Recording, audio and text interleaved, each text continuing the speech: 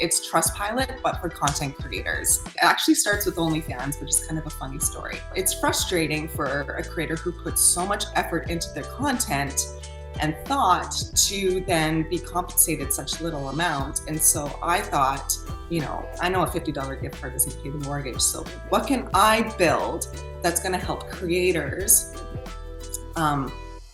build social proof online? So if you're going to be serious in making better content for your audience and get more subscribers and followers, it is a great tool to utilize to get those metrics and make better content. Hi, everybody. Welcome back to another episode of Ship It and Sip It, and another episode of our special founder interview series where we talk with a lot of the founders going through the Nano Grit Challenge this month of May. Today, I'm happy to have Vanessa Franz here. She's the founder of Privy, and she's joining us all the way from British Columbia, Vancouver. How are you today, Vanessa? I'm great. As I said earlier, it's 9 a.m. I'm full of life, full of energy. I'm ready to talk. Fantastic. So give us a little overview of what Privy is and why you're excited about it. Yeah, so Privy is the first review platform for content creators. And the easiest way I describe it is it's Trustpilot, but for content creators. So it allows creators to jump on the platform and get rated from their already leveraged community 1 through 5 stars and ask for reviews to make better content. Awesome. This is exciting because, at least from what I've read of what you put out there, it's going to help creators sort of who are struggling to understand what their audience really loves about their stuff to get a more clear view of that. So what inspired the product, and why is now the best time to launch it?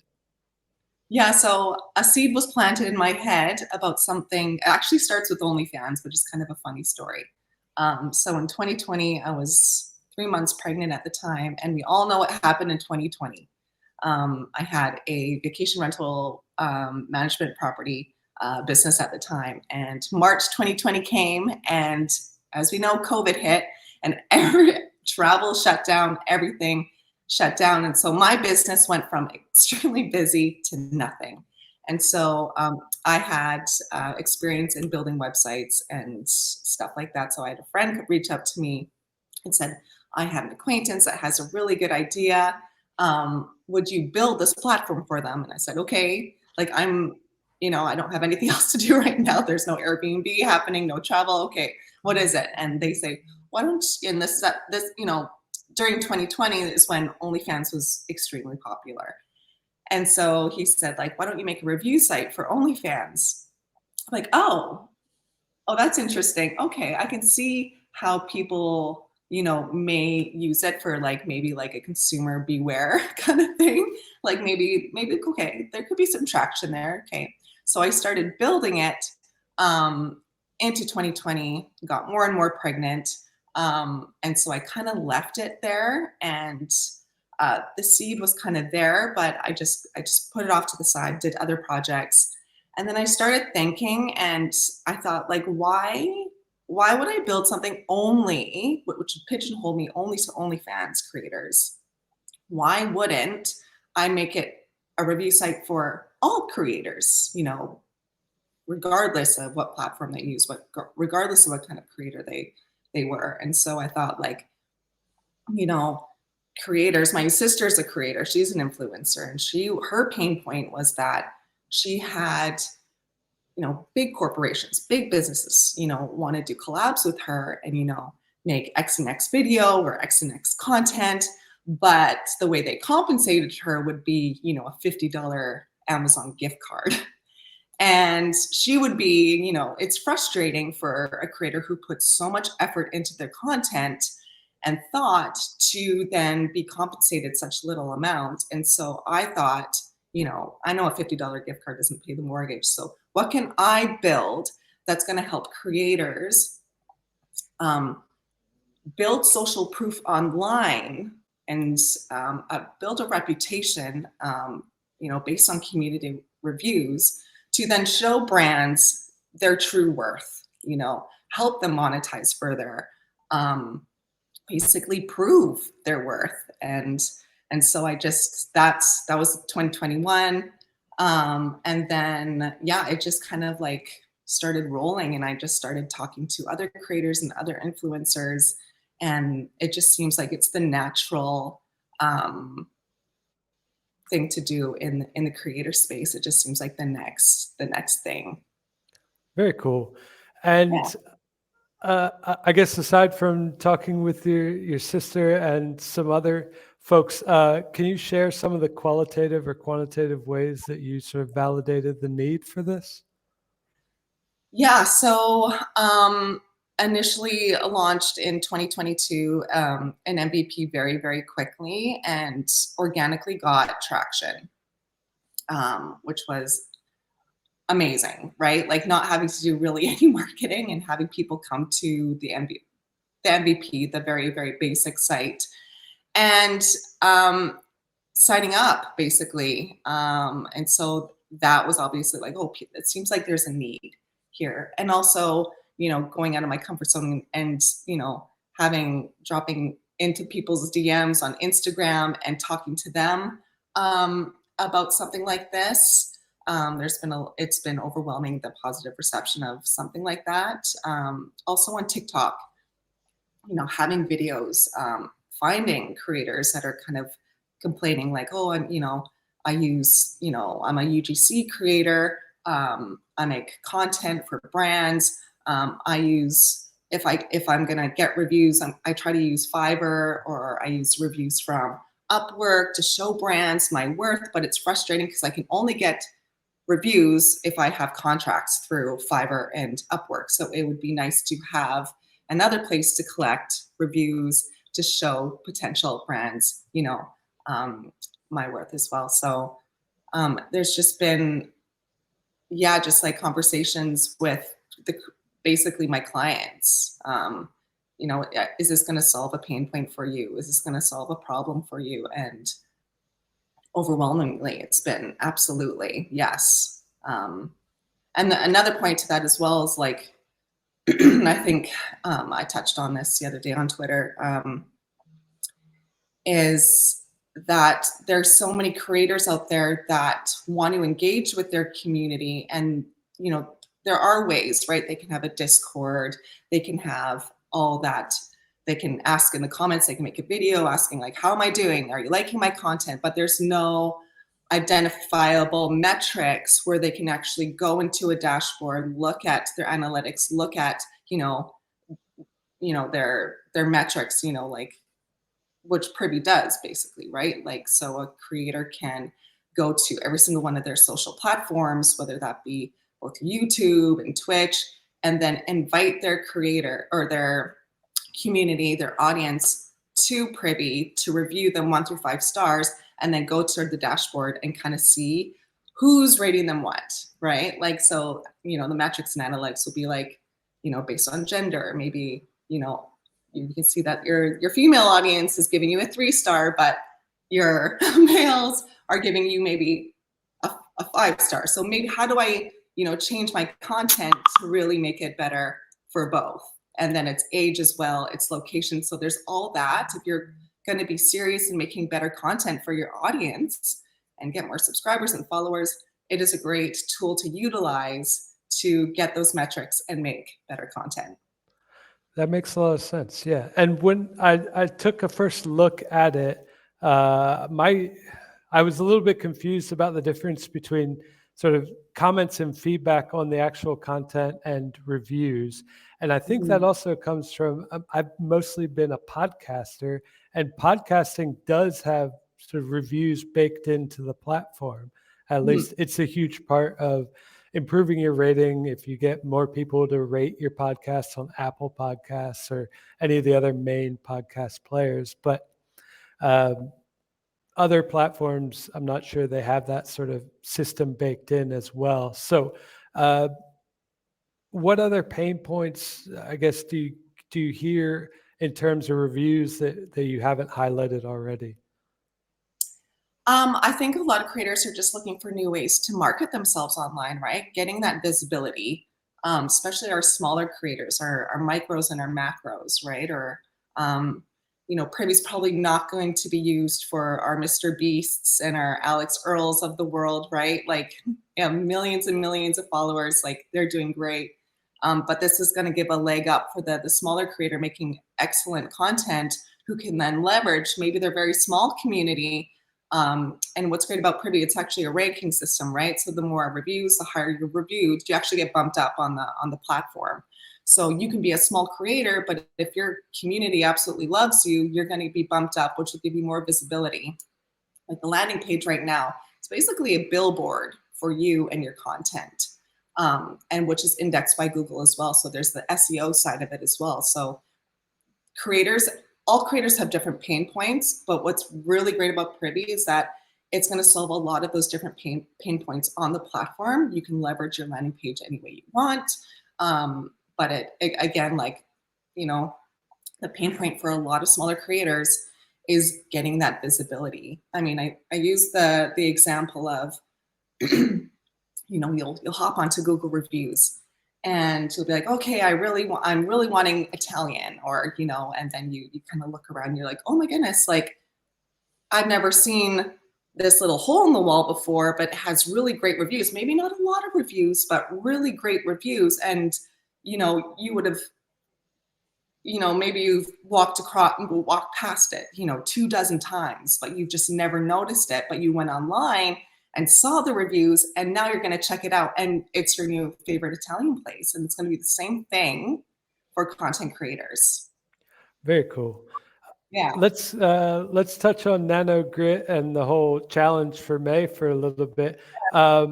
I guess, first of all, what made you want to join the challenge, and how do you think it's going to move Privy forward? So it was the heading of it when I saw it online. It's like 30 days to get traction. I'm like, okay, yeah.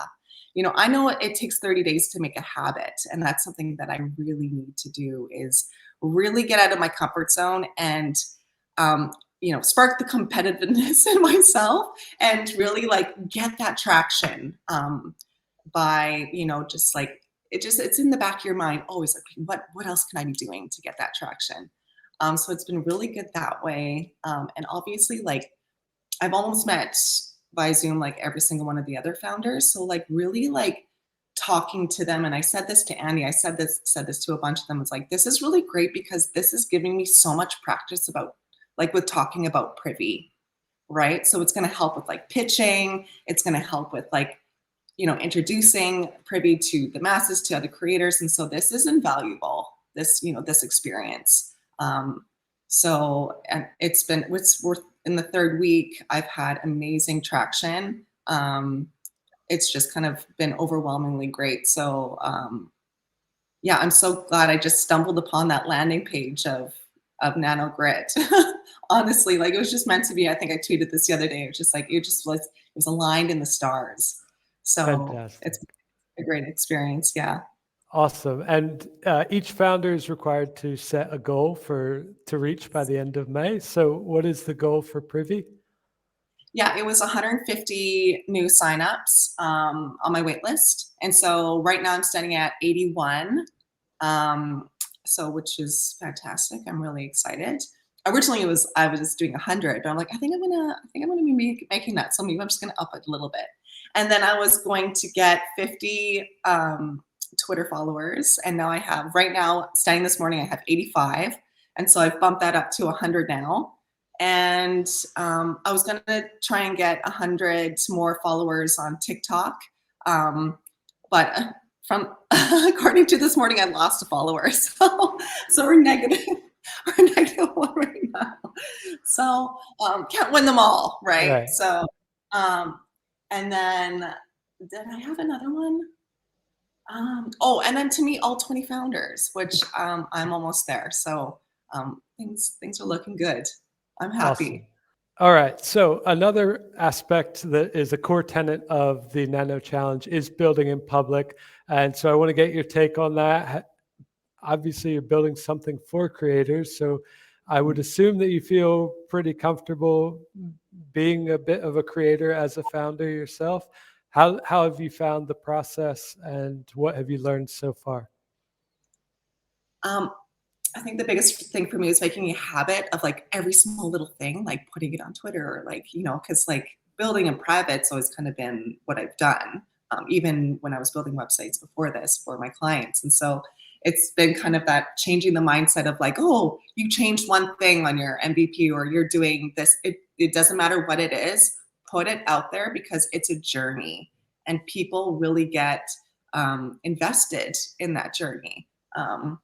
And also it's a timeline. Like I can go back in the future and look at that and be really proud. Like I know it seemed like tiny, tiny steps, but it really became something and it snowballed. So I like the idea of building in public because it also gives an opportunity of, people who are not biased to you, like your friends and family, to give you feedback, so that could save so much time really if a community is coming out and saying, oh, no, yeah, I don't know if that's going to work because they don't owe you anything. They don't know you, right? So they're gonna. So I kind of like that transparency, and I like kind of like that raw feedback because if it's gonna save me time, I'm for it. Like give it to me. Let's pivot. Let's change. So I love the idea of building in public, and yeah, I'm gonna keep doing it. Awesome. That's great to hear. All right. Well, I'll wrap up with a few more questions sort of about the creator space and how Privy is going to help. And I guess the first one would be, who do you want to be early adopters to the platform? Are you targeting sort of micro influencers? Are you targeting people with a larger audience already established? Are you targeting people who are just starting out and they're, going from 0 to 100 followers on whatever platform they're doing?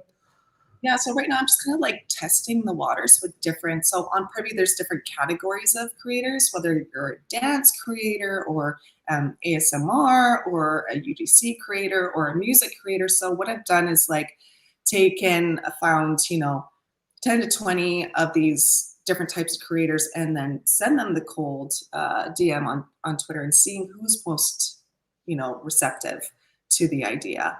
And so I've really found that like my music creators and my UGC creators are just absolutely loving it.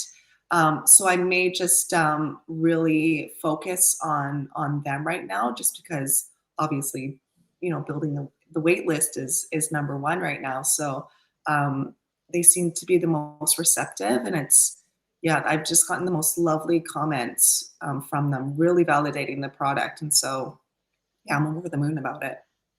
Fantastic. And I guess we know, and I know that the instant success stories for founders or creators are mostly a myth. It takes, months and years of work and sort of pounding away and grinding away to bring some light and success to your projects sometimes. Do you think that Privy can sort of accelerate this process for people? Accelerate them in the way, yeah. Again, if you are a small creator and you leverage Privy like an early adapter, when I had my initial MVP, there's thousands of hits happening on Privy every single month. So if you're an early adapter, that's thousands of more eyes on your content than it would have been before that. So I think we do have the ability to really help smaller creators or any creator just to get more views. So Awesome. Yeah. All right. And since we're talking about social media, I'd love a hot take from you. How do you think any of the platforms will change or evolve in the near future? My hope would be that they leverage Privy reviews in the way of, we call it a Privy score, like their trust score almost, right? Like if, say TikTok, they're getting a lot of reports maybe on a certain creator or videos, that they would leverage Privy to see, is it something that they want to continue on their platform? Is it something, are there bad actors, right? Are there people that probably shouldn't have a platform, stuff like that. So I would hope that we are so legitimized and trusted in the social media space that other platforms in the social media space would leverage Privy to help them make maybe back-end decisions. Awesome. Mhm. Well, is there anything else you'd like the world of our listeners or watchers to know about Privy before we wrap up? Yeah, so we have a new MVP hopefully launching in the next 5 weeks. Definitely join our waitlist so that you'll be notified. And then you'll be, if you're a creator, be an early adapter so you get all those extra eyes on your content. Leverage your already established community to write you those reviews, and then use those reviews any way you want, right? If you want to get bigger paid collaborations from brands, or if you just want more subscribers and followers, this is your chance. This is your chance to be an early adapter of maybe an industry disruptor. Fantastic. And do you welcome podcasters as well? Just a Yes, personal question. absolutely. Absolutely. Awesome. If you are a creator, there's 50 million creators online, and that increases 10 to 20% every year. By 2027, the creator space will be worth $500 billion. We're in the creator. This is the infancy of the creator space, Awesome. right? All right. Yeah. Well, then I'm going to head over to your website right now and sign up. So let us know what's your domain now. Is it privy.com? It's www.privy.reviews. Privy.reviews. Go check it out. I will drop the link in the show notes for this episode, as well as a link to any of Vanessa's socials that she would like to share with our audience, so you can follow her journey as she continues to build in public together with all the other founders in Nano Grit Challenge. And if you head to nanohq.co, you can see all the startups that are in the challenge this month and see the progress that they're making towards their goals, working together to post every day and win together. Thank you so much, Vanessa, for your time.